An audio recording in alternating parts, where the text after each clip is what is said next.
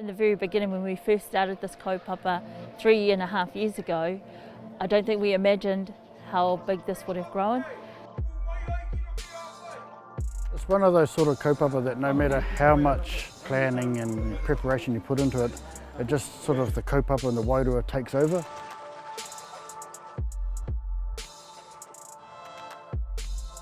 It really kicked off when my wife wanted to get her kauai done, and we basically fell upon Anikaro Haruira.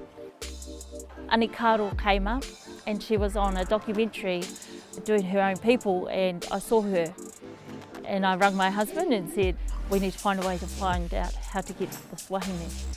I'm always excited to work alongside maikura and hoots. I kind of put it to them, it's a whole lot of fuss to get me all the way down here just to do one kauai. Why not make it 5 or 6? And then, within the week there was 13 receivers. But to get here today, just to see the numbers are still rolling. 2 artists, 20 receivers. Earlier this year I got a message from Rawiri.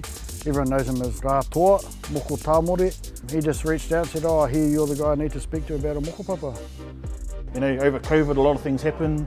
Our people kaumātua weren't able to hongi or even hug people, so it eliminated a lot of things. And so I identified, and a lot of people identified moko as something that brought us back together and connected us. I've been to a lot of countries around the world where they've lost tikanga protocols and whatnot. In New Zealand we're quite lucky, and so the reason why I do moko now is so my reanga, my generation isn't the reason why an art form or an tikanga fails or dies. The taonga is the hope for the future, but at the same time it's acknowledging the past. They planted it in the ground. That's held up with tikanga, aroha, and the new generation that's coming ahead. Kua roa, te mina, I roto i au, ia mau I tēnei taonga, a kua ea tērā wāhi, ki au, o tira māua ko tahi wahine, ko te awhero nui nā ea nei, kia tuka, I te pukaha, moera atu, kia whāia tonu hia tērā huarahi, ko whāia e au, o tira e nei, ko tae mai ki te wānanga mokopapa I tēnei wikene. You generally put your own barriers and your own hurdles in place, and if you can leap over those and get over those, yeah, it's yours for taking.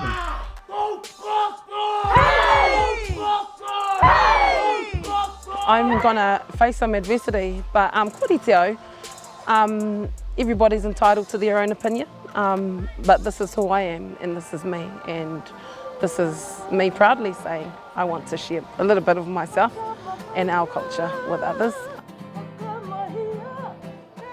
So I talked to my boss about it because I don't know how many BP people actually have a moko kauai.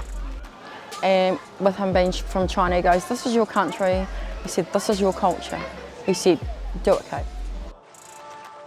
There's this colonised idea that you have to be of authority, that you have to know your reo. There's all these things that you have to apparently have to get your moko kauai.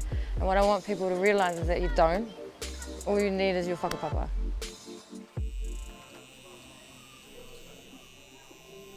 Future generations of Te Waipounamu get to see it more normalised as opposed to, only every, rangatira over here or over there has one. Just planting the seed that, normalising mataora and kauai. From my own personal experience, I know right up until the time I laid down, my heart was beating so fast, because the biggest barrier for someone who is about to undergo this process is fear. Once you're on there, the calmness, it's so calm. In reality, it's a needle pushing ink into the skin, but our wairua, in our spiritual terms, it's actually pulling it out from inside of you. I just feel like I'm standing in my own mana motuhake, and I'm just myself. And just being adorned with my moko kauai is just a connection from our tupuna to me. I was in between our world here and the spiritual world, I feel. because like I could feel all of my loved ones in the room physically, but then all the love from everyone that's come before me from my line. Yeah, and it was like, it was just indescribable. Kia whawhai tonu i te mamae, i roto i te mamae, kia o kia ururoatia. Engari, i te mutunga iho, nā te nui o te mamae, i rongo, i te wairua. I te wairua o tēnei āhuatanga o te noho kia Mataurahia. He nui ngā wheako i puta i tērā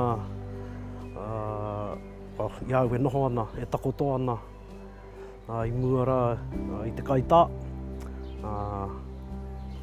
Ko te titiro anō ki roto i au anō me te noho motatau mo i rā whaahaora kia whakarite.